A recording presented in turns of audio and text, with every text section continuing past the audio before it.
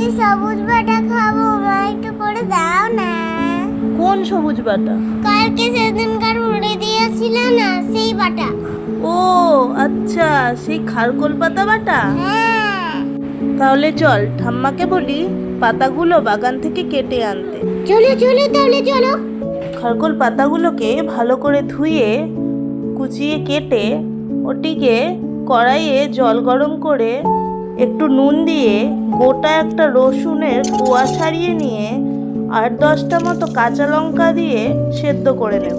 এরপর ওটিকে শিলনোড়ায় ভালো করে মিহি করে বেটে নিয়ে গ্যাসে কড়াই ভালো করে গরম করে তাতে তেল দিয়ে শুকনো লঙ্কা এবং কালো জিরা ফোড়ন দিয়ে ওই বাটা খারকোল পাতাগুলো দিয়ে দিলাম কড়াইয়ে, দিয়ে ভালো করে নাড়ি স্বাদ মতো নুন একটু হলুদ দিয়ে ভালো করে ভাজা করে নিই। নামিয়ে গরম ভাতের সাথে পরিবেশন করুন।